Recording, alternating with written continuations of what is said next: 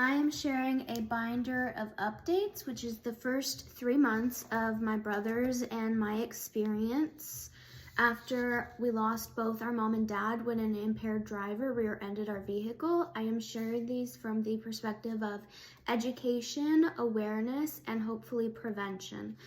This should have never happened. This should not have been our reality. Now, today's update, it was when I had to return to school. So my grandpa went and spent the day with my brother, and I came around 6 o'clock at night. My grandpa had said that he was really hallucinating all day, and it wasn't really the best day. We were just outside his room saying goodbye, and I turned around to go into his room, and I saw him standing up. I'm sure the look on my face and the absolute shock that I felt to see my brother standing up with broken legs, broken arms, broken back, broken ribs, I about lost my mind. I turned back to the hall, called for help, and when I turned back around towards him, he was losing his balance and going down. My grandpa and I each caught a side before he actually fell all the way to the ground. Turned out the bed alarm never got turned back on after physical therapy worked with him today.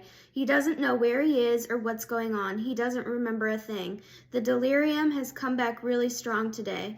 He thought he was here to run a marathon, and the nurse's badge said RN, and he thought that stood for Runners National. He ripped out all of his IV and PICC lines. He took out the catheter. He peed the bed, unwrapped his cast, and unfortunately took out and broke the tube that went in his nose. So he had the NG tube going in one nostril and the stomach pump in the other nostril. He took both of those out, and they were connected behind his nose. I don't even want to think about it, but he broke whatever that was connected anyways. It's gonna be another long night for him. That was truly awful. They put the tube back in and he pulled it out again. They put it in and he began puking and had a nosebleed. So then they had to take it out and put it back in again. Now we are waiting on x-rays to make sure all is good.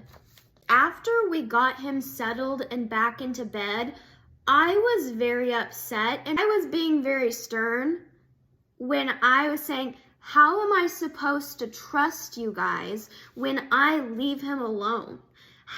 Especially after being kicked out by the charge nurse, how am I supposed to trust that he's not going to hurt himself anymore when the bed alarm doesn't even get turned back on?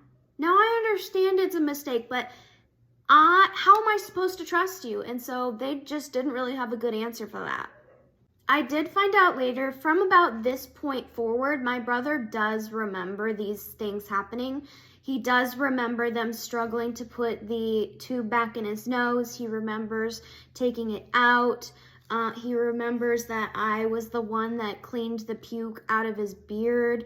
Because they claim, it's bath night, we'll clean him up later. He was gross. He needed the puke gone. And he had the bloody nose, he needed it gone. So I did that.